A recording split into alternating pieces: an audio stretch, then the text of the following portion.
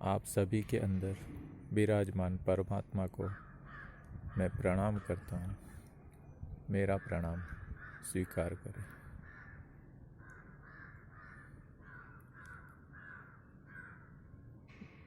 मुक्ति के विषय में कहा गया है,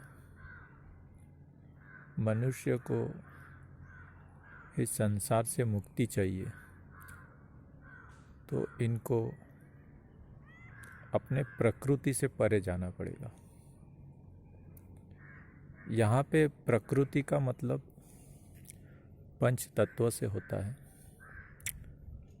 आध्यात्म में प्रकृति पंच तत्वों को भी कहा गया है, शरीर को भी कहा गया है, और भौतिक जगत में जो हम देखते हैं बाहर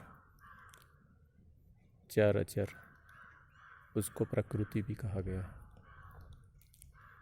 ये सभी माइक है। तो जिनको मुक्त होना है संसार के चक्कर से, माया से जिसको मुक्त होना है, उसके लिए अनिवार्य है कि पंच तत्वों से परे जाए। पृथ्वी, जल, अग्नि, वायु और आकाश, यही प्रमुख 5 पंच तत्व है जिनसे परे जाने की बात कही जाती है। तभी इंसान मुक्त हो सकता है, उनका पुनः जन्म नहीं होता है। ऐसे लोगों को ही शिव स्वरूप हिंदू शास्त्र में वर्णित किया गया है। बुद्ध, महावीर, जीसस,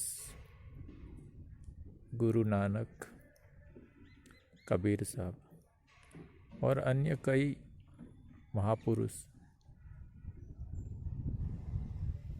जो कि ये पंच तत्वों से परे चले गए थे। इसीलिए जो आत्म साक्षात्कार प्राप्त करता है, इनको शिव स्वरूप कहा जाता है, क्योंकि प्रकृति को अगर अधीन करने की कोई क्षमता रखता है तो वो शिव स्वरूप ही रखता है। यहाँ पे ये समझना अनिवार्य है। जब हम प्रकृति से परे जाने की बात करते हैं तब वहाँ पे कोई हिंदू, कोई मुसलमान, कोई ईसाई, बौद्ध, जैन या किसी अन्य सभ्यता की बात नहीं होती है। यहाँ पे यही पर्याप्त है कि आप मानव हो। तो पहले तो आप यही निर्धारित करें कि आप मानव हैं, हिंदू है, मुस्लिम है, ईसाई है, क्या किसी सभ्यता के हो। मुक्ति के लिए ये अनिवार्य है कि धर्म और सभ्यता के बंधन को सबसे पहले तोड़ा जाए। सर्वे भवन्तु सुखिनः, सर्वे सन्तु निरामया की भावना होनी अनिवार्य है। जिन महापुरुषों ने प्रकृति से परे चले गए, उनकी दीक्षा बपतिस्मा जिसको बोलते हैं, वो पंच तत्वों से पूरी की थी, तभी वो शिव स्वरूप बने और मुक्त हुए। अब ये पंच तत्व की दीक्षा क्या है,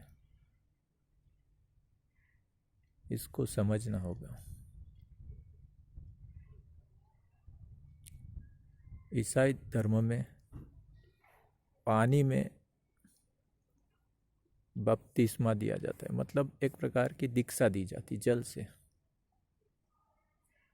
हिंदू सभ्यता में इस चीज की आवश्यकता नहीं है, क्योंकि हिंदू सभ्यता पहले ही यहाँ पे स्थित नदियों को एक माता के रूप में पूजता है और श्रद्धा भाव से डुबकियां लगाता है। तो उनको जल की बपतिस्मा पहले ही मिली हुई है। जाकी रही भावना जैसी प्रभु मुहूर्त तिंदे की वैसी। नदी को एक माता के रूप में श्रद्धा भाव से डुबकी लगाता है, तो उनका जल से बपतिस्मा मतलब दीक्षा पूर्ण हो चुकी। पृथ्वी से हमें जन्म मिला तो हमारी दीक्षा पूर्ण हुई है। जल के द्वारा स्नान करने से हिंदू सभ्यताओं की दीक्षा जल तत्व की भी पूर्ण हो जाती है। अग्नि से दीक्षा समर्थ सद्गुरु शक्तिपात करके पूर्ण करते हैं। वही दीक्षा विदेश में, जहाँ पे ना नदियों को माता के रूप में पूजा जाता था, ना वहाँ श्रद्धा की कोई डुबकी लगाई जाती, वैसे में उन लोगों के लिए क्या, उनकी प्रारंभिक दीक्षा पृथ्वी से जन्म लेने से पूर्ण हो गई। जल की दीक्षा वो लोग देते आए हैं बपतिस्मा करके। अग्नि से दीक्षा जीसस ने आके शुरू की।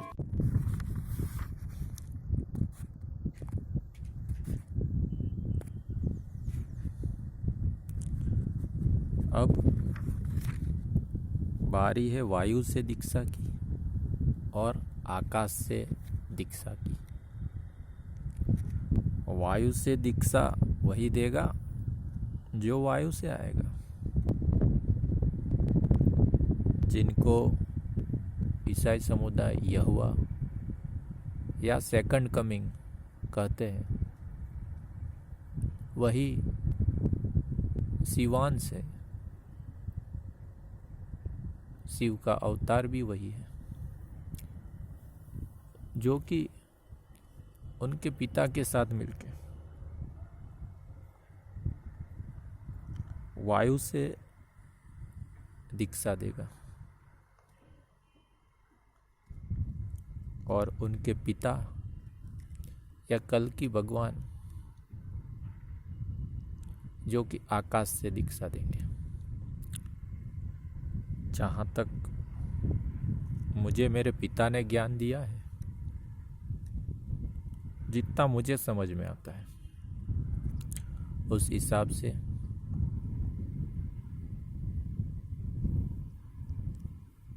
वायु की दीक्षा कैसे होगी, तो जिसके पास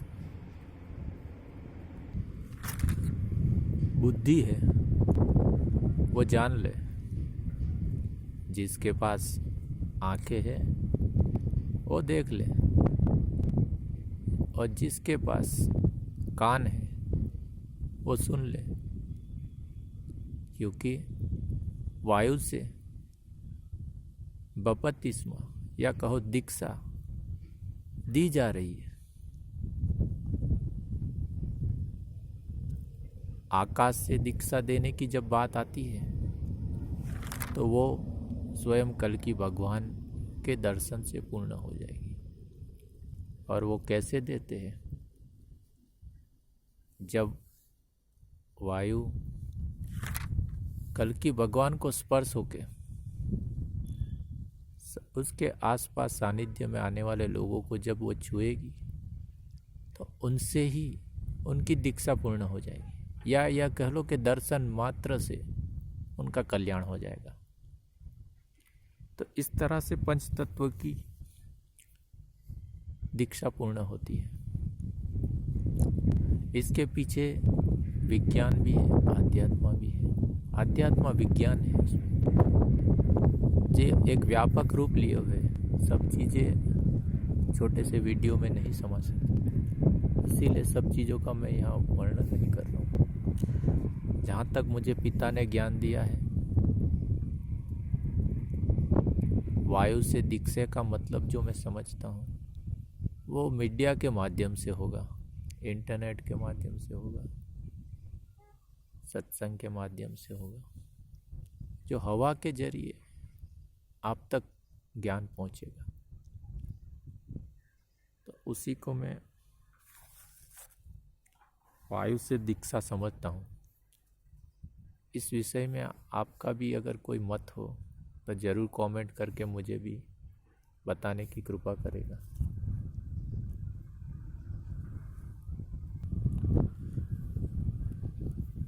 सेकंड कमिंग या मुक्तिदाता का जन्म स्थान, नाम, यह विषय एक वीडियो आगे प्रस्तुत करूँगा, आप सबके समक्ष लाऊंगा। उससे पहले हम 16 कला का विज्ञान क्या है। हिंदू सभ्यता में 16 कला की काफ़ी बातें होती है, तो उस पे एक वीडियो बनाने का प्रयास करूँगा। और ऐसे कई शास्त्र के रहस्य है जिसको मैं खोलने का प्रयास करूँगा। मुझे ठीक से वीडियो बनाना तो नहीं आता है, इसीलिए मुझे क्षमा करें। आप सभी का कल्याण हो, मंगल हो, ऐसी प्रार्थना करता हूँ, ऐसी कामना करता हूँ। आप सभी के अंदर विराजमान परमात्मा को मैं प्रणाम करता हूँ। मेरा प्रणाम स्वीकार करें। जय जीव।